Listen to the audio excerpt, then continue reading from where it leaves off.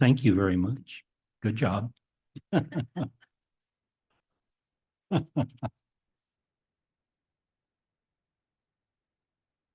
So this is a whole new setup here. It's getting used to. Let's see here.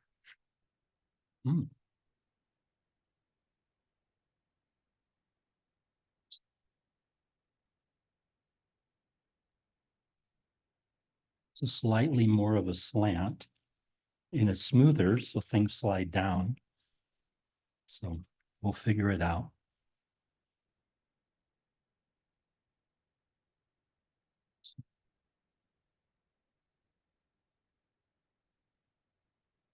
So let's just for a moment take a breath and exhale. Take another gentle breath into your heart space. And just open to the truth of who you are. That everything that we've been talking about this morning, everything that we've been reminding ourselves about this morning is a truth about who you are, about who we are. There's evidently a growing interest in people for what they call spirituality. And I think it's because they're sensing there's something more. There's something more to life and to them and to what's going on. And unity is about opening to spirituality.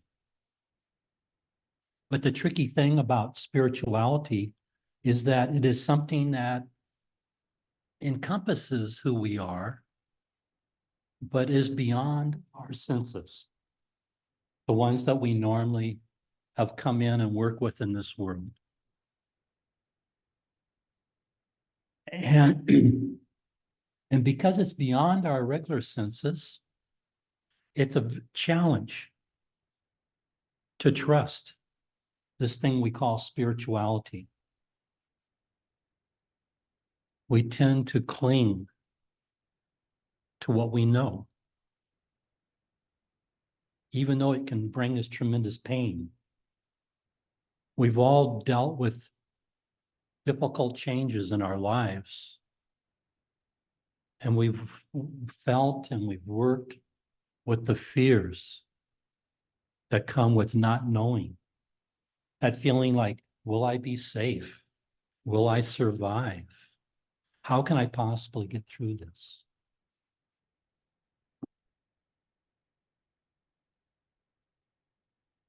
But the truth of who we are is not meant to go through those things alone as an individual. And so we have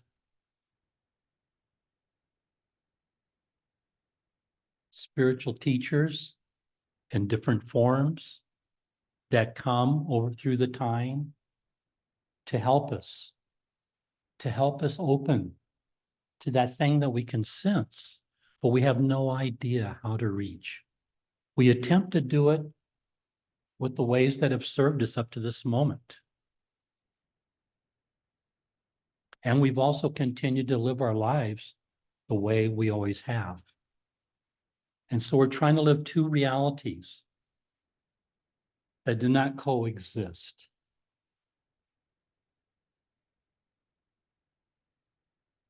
Also, we keep holding the ways that have always served us and advancing our knowledge and advancing our understandings. But in the spirit of who we are is something that goes beyond the experiences that we normally have. And so we have other tools within us. Like in this song,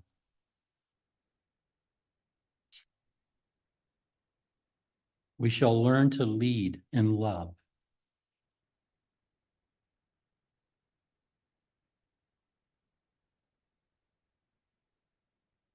We tend to interpret that word love with our intellect, with our experiences in life. But this is a love that goes beyond. This is a love that knows that you and I are not separate. This is a love that knows that you are the truth that these teachers that come are talking about. And you can start to access that knowledge, that wisdom, that experience through the process of allowing that heart to open. But there's other processes also. But this one is so quick and easy. As long as we don't try to study how to do it. As long as we allow ourselves to naturally respond to the love in our face, to the love in our hearts that we have for each other that we don't understand. Look at the power of cats and dogs. You know, it's one of our safe places to access something greater, that truth about ourselves. Now, this month, we're opening to Easter. Let's see here. I was so sure I was going to do this. Let's see here. Sorry, guys. Okay.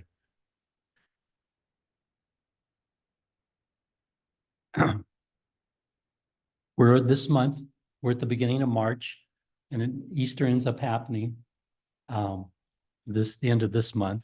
So this month is about opening to what is Easter? Many times you've heard me say that mystics come not for themselves. They come for us. They come to tell us who we are because they know our predicament.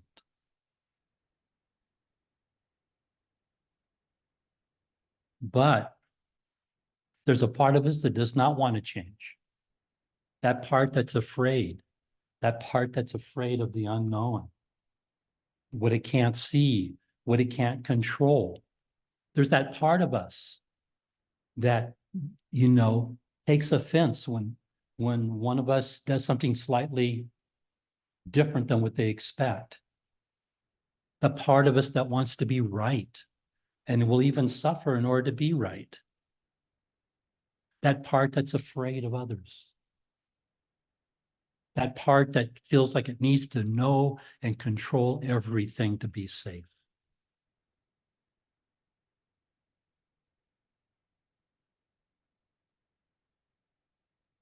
And so they come and we resist them. We say, oh man, that's really a cool person. You know, let's worship them and let's celebrate them and let's do all these neat things. And then we convince ourselves that that's what they came to teach us. Cheerleaders for a team. We got all these teams. And of course, we want to be right. So then those teams start fighting each other because our team is the right team. And so we get tricked. We get tricked into what we're not. I've said many times that the reason I'm here at Unity, one of the reasons, is because of that one candle right there on our altar. That's an altar to you. It's an altar to who we are. That one candle is the truth of who we are.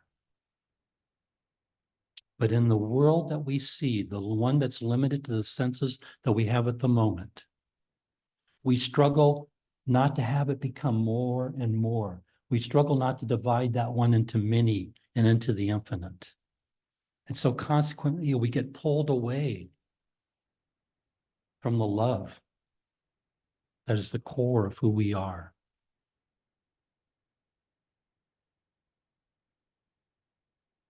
The mystics, one of the things they come and say is that, well, in fact, I'm going to read a couple things, and I've done it before. let's see here. But there's a couple points I want to separate in this. The first one, this comes from, mystics come from, the ones I try to access come from beyond the physical reality, the physical universe, the universe that science studies.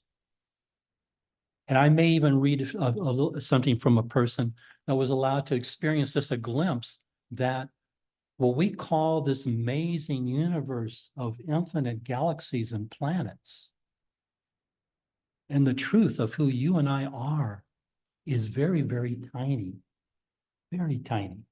Now, how can that be? Because we can't even see beyond it. You know, we're talking about thousands and millions of light years sometimes. And yet, that's the truth of who you are and who we are, is something that goes way beyond that.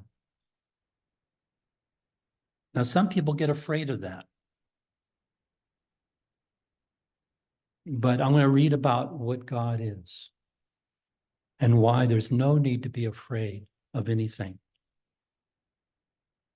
So, like I said, these mystics come from beyond all the phenomena that we call the physical universe that we know.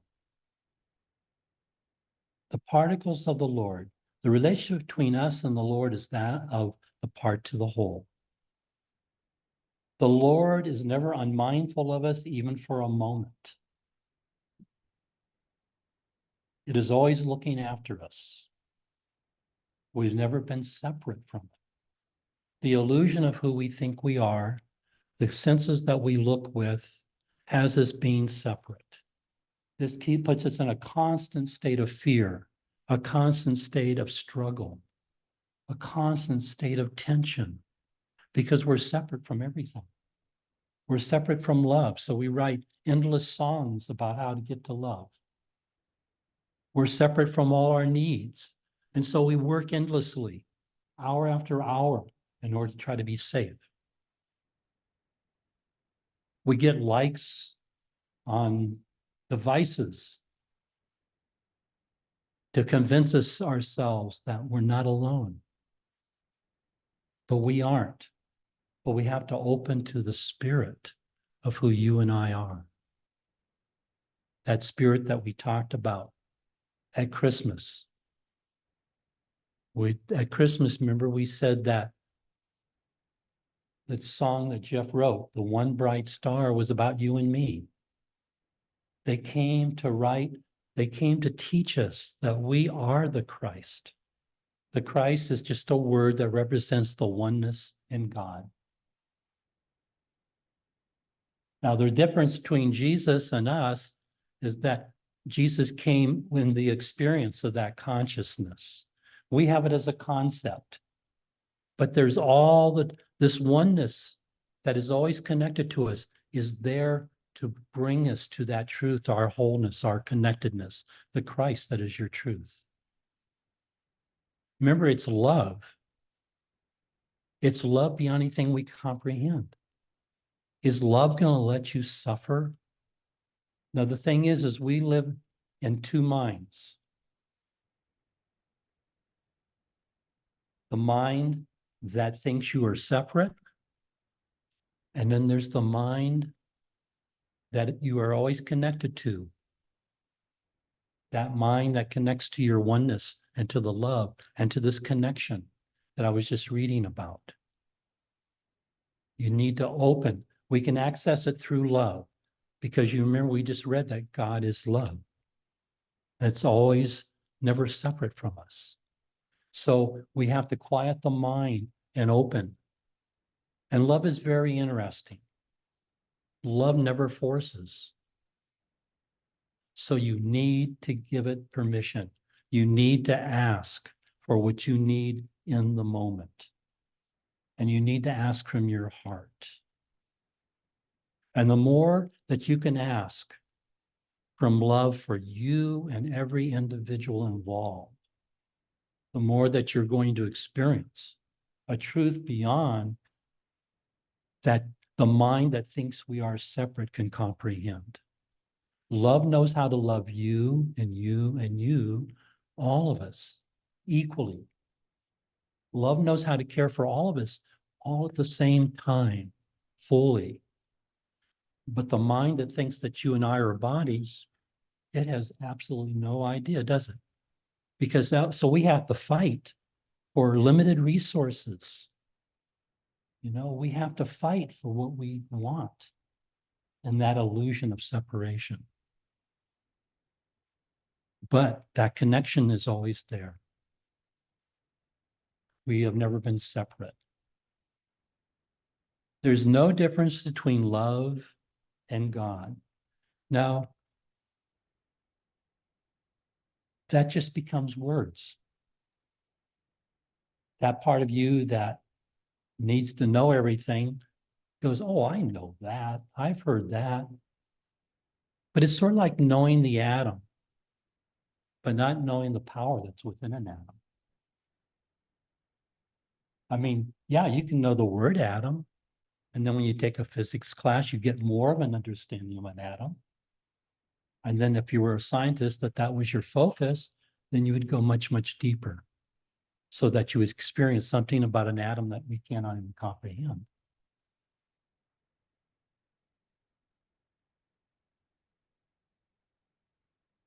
The finest elements of the universe, not the physical universe, the spirit universe, at its finest levels, is nothing but pure love, pure spirit. But we can't understand that. But the main thing I wanted to get across is that it's love. God and love are one. And this is what wants you, because this is why the core of who we are is love. Remember, we were made in the image and the likeness of what? Yes. Yeah, we say image and likeness of God, but you're also made in the image and likeness of love, right? Because they're the same. And that's why these things about love are so important. But what the challenge that we have is that we are love. We already are all these things. We are already one in God. We have never been separate. We're working with the illusion that we're separate. And out of that illusion, we start to act, not out of our truth, but out of fear. When Jesus, this was Easter coming up, what I think Jesus was there to teach is not like, hey, wow, look at what I can do with my body. I can rise from the dead. I want you to worship me. No.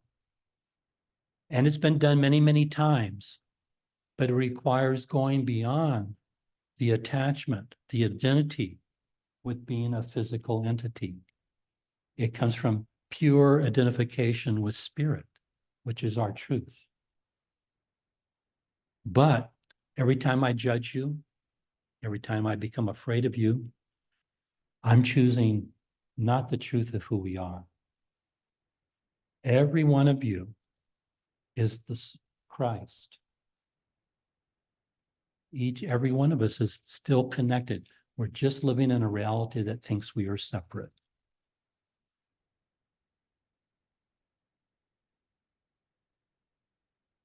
Last time I talked, it was interesting. I was surprised. I was felt like I need to bring up near-death experiences. And I'm going to do it again, mainly because it gives us something that we can relate to, that gives us a glimpse that maybe what we think is not right. So when a person, when they were having these experiences, when they're all of a sudden dying, and all of a sudden they're not in that body. They're observing it. They're observing doctors working on their body. And they're thinking about it, and they're observing, and they're thinking. So one, it's obvious that they're not the body.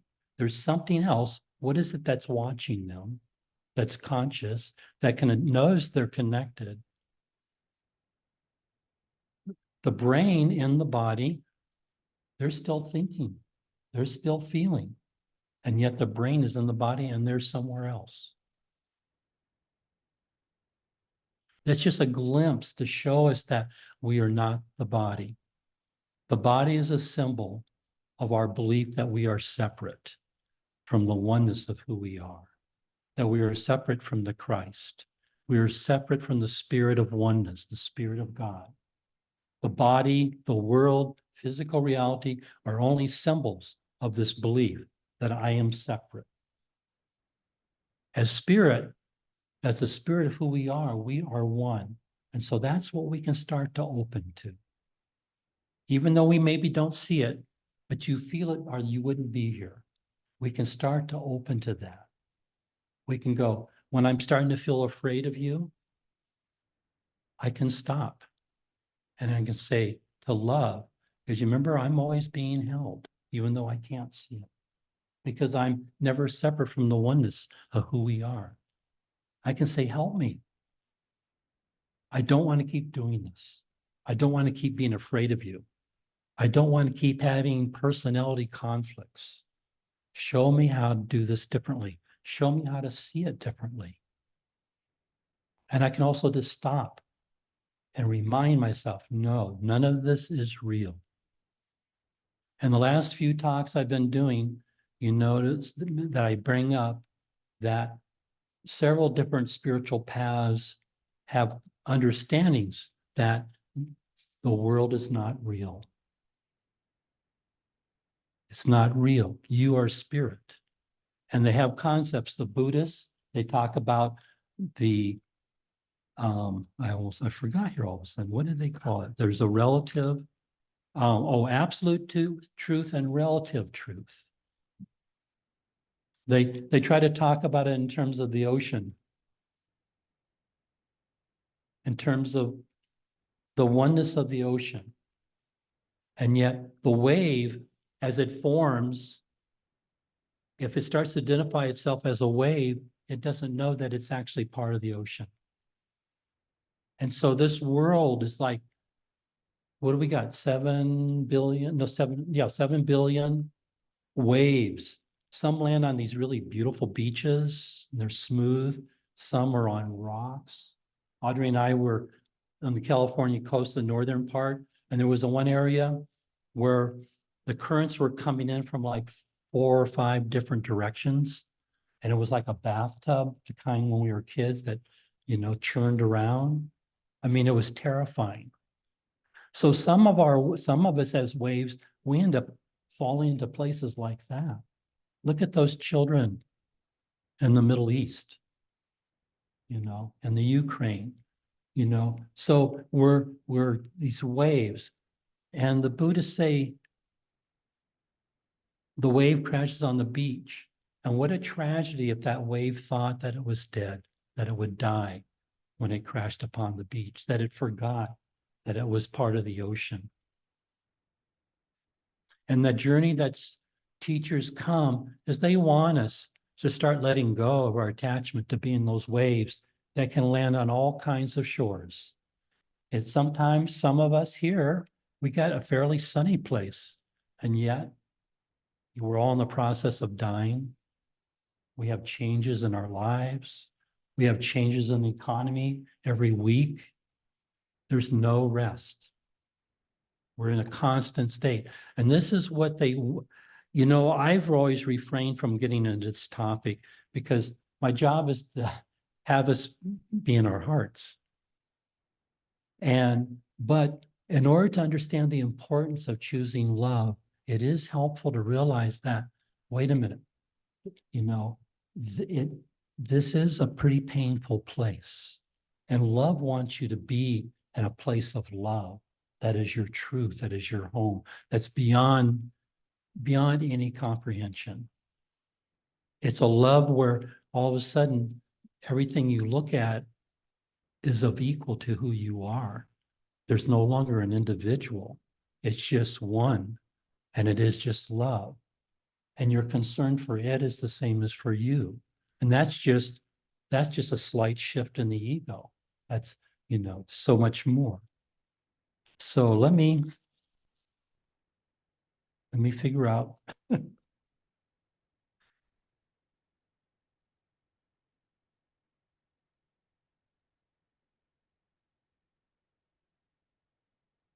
Okay, one other thing was that if none of this is real, in the Course in Miracles, what they say is that by judging things here, we make it real. And what Jesus was very, very, very powerful in, it seems, is his ability to say no. There's only one. And that's why, one of the reasons why that oneness is so important. That's the thing we constantly have to keep coming back to, that there is only one, there is only God, and you're not separate from it, but no one is. And so when I'm putting thorns on someone's head or pounding a spike into their hand, if I can go, wait a minute, we are one. This is not my truth. And none of this is true.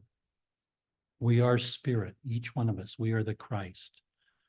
I can forgive this movie of separation. When I know it's a movie, I can let it go with work. Because I get attached to movies too.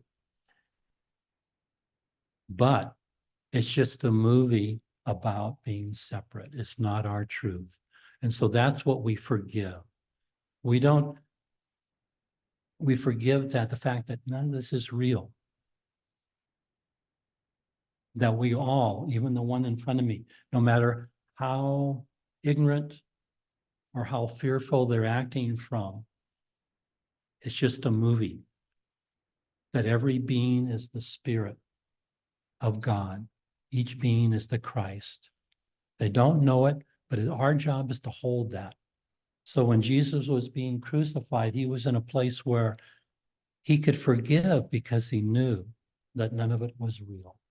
He could hold the truth that all of them were one. And so let's do a meditation.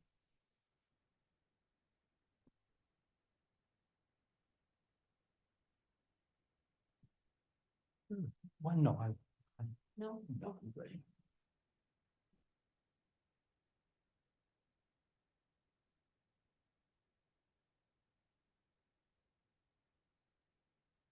There's different approaches to prayer. So the one that I've been working with in myself and as a chaplain is holding this truth that we're talking about. That no matter what we're going through,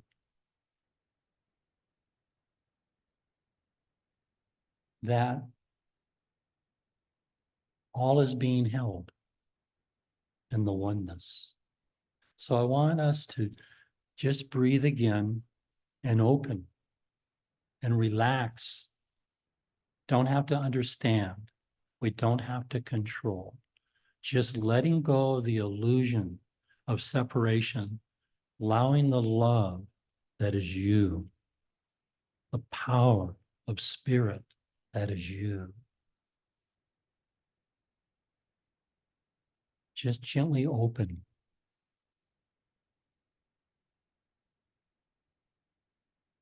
That God is love and love is God, and that you have never been separate, not even for a nanosecond, from the oneness of that infinite, all-powerful love.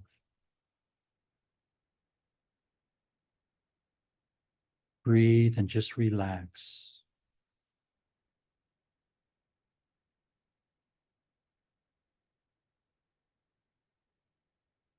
Just allow your life to be with you.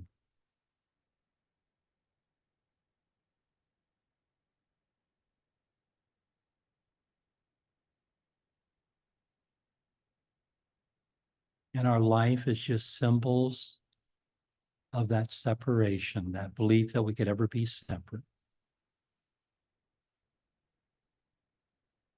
But we're reminded that in the oneness of the mind of God, all is one. Allow yourself and your life and your loved ones open, that you all are being held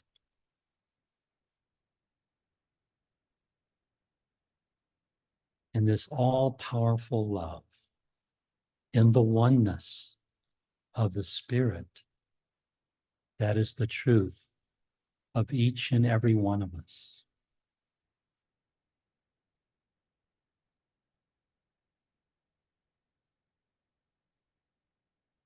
We want to heal the outer world, but we heal it by seeing and knowing and feeling that there is another world, another experience, just beyond the illusion that we are a body, are only a body. We allow that oneness to enfold all the people in our lives, our loved ones, our conflicts, our worries and our concerns. We forgive all of it. We forgive it because we know that it has never been separate from the oneness of love, that we have never been separate from the oneness of God. And so we forgive all of it and we let it go, knowing that there is only the one, the oneness of who we are, the oneness of love, the oneness of God. And we relax into that oneness. And we ask it each moment of the day to show me its truth, to show me my truth. I ask love, and love, help me see that I am wrong. I ask love and gentleness to show me how to see differently, how to experience you in your truth, that we are the Christ, that we are the child of oneness, that we are loved and we are loved. And we give thanks. Amen.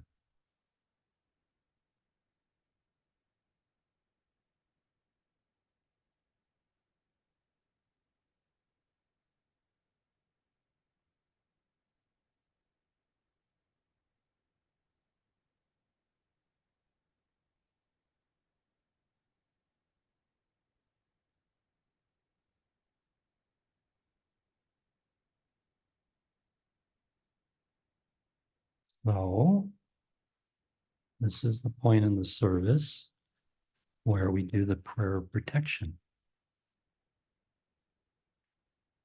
And it should be on the overhead. So in that space,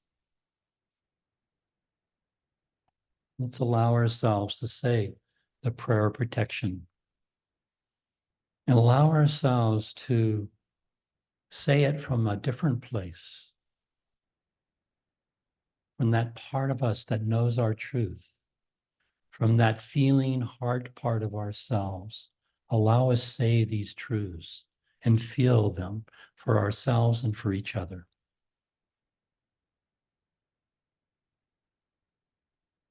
The light of God surrounds us. We are light. Love of God enfolds us. We are light. Power of God protects us. We are power. The presence of God, which is over us. We are presence. Wherever we are, God is. and all is well. We are one. Amen. So now let's form our circle, and probably the back